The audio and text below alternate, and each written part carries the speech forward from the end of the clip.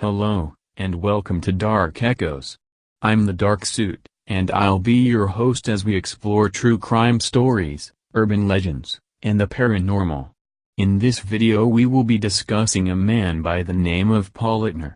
Most people will have no idea who Paul Eitner was, however to the folks of Montana, especially those living in the area of a small town called Deer Lodge, Eitner was, and still is one of the most interesting inmates ever to serve time at the Montana State Prison, and you'll soon see why. So sit back, relax, turn out the lights, lock the doors, and get ready for more Dark Echoes. Paul Eitner, more famously known as Turkey Pete, was one of Montana State Prison's most interesting and beloved inmates. Eitner was born October 8, 1877 in Germany. Not much is known about his early life, however it is known that he was living in New Jersey in 1914, where he was diagnosed with tuberculosis and told he would die in 6 months if he did not move to a drier climate. He settled in Montana where he worked as a ranch hand until he was kicked in the head by a horse. He then found employment at a liquor store. Eitner also had a drinking problem. It is not known whether his drinking or the horse kick to the head contributed to his problems. It is also unclear what made him do what he did. What is known, though, is that on the cold night of January 21, 1918, he emptied his pistol while shooting at Joseph Nugent inside their boarding house in Miles City, Montana. One bullet found its mark and tore through Nugent's stomach. The gut-shot man, who had simply been sitting and reading the evening paper at the time, clung to life for days before succumbing to his injury. No motive has ever been determined for the shooting. It's possible that the two men were courting the same woman, a Miss Hope Mathena, who was living in the same boarding house which was owned by Mathena's sister and brother-in-law.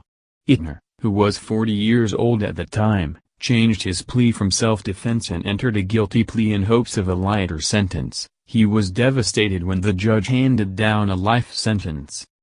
Eitner was sent to the Montana State Prison, where he became a model prisoner. He worked on the prison farm and was eventually assigned to tend the prison's turkey flock. However, by this time in his life reality was beginning to slip away from him, and one day a man stopped to admire the turkeys, and Pete sold him the entire flock for 25 cents each. This act earned him the nickname of Turkey Pete, and ended his days of working on the prison farm. As his mind began to wander and his mental health deteriorated, old Pete began a new fantasy career as an entrepreneur and philanthropist. Pete believed he owned diamond mines and had an imaginary fortune. The prison administration humored him and allowed checks to be printed for him in the prison print shop. He supposedly purchased the prison, which he ran from his cell. He also paid all of the prison's expenses and wrote checks to the guards for their salaries. Eitner Enterprises, as it was called, also helped save Brazil's coffee crop, and sold pink alligators. Eitner had also purchased alfalfa seeds from Pancho Villa himself. Eitner also sold grasshopper legs to Fidel Castro and sold ships to the United States Navy. Turkey Pete also had another nickname which he earned while serving as the honorary manager of the prison boxing team. From time to time as entertainment, the prison would bring in professional boxers and have matches inside the prison. Pete was known for his shadow boxing performances and always got a chance to be introduced to the visiting boxers. He was always in the prison fighter's corner whenever the team fought. He would cheer and shadow box all through the fight. He earned his nickname, the Champ, when he would, even in his 80s, get into the ring to spar a bit with the boxers and show them who was boss.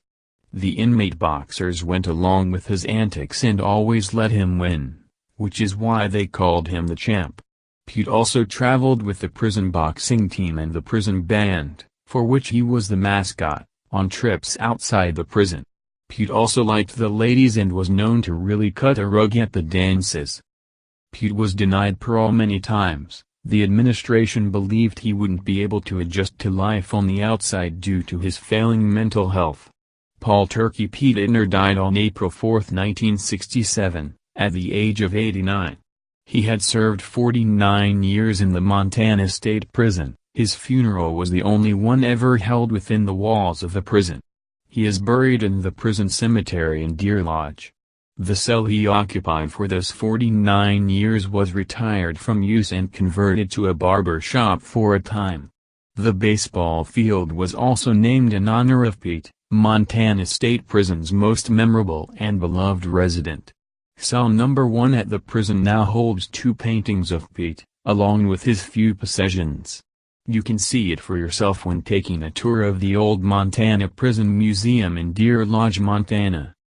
As always, thanks for watching and don't forget to thumbs up, comment and subscribe for more.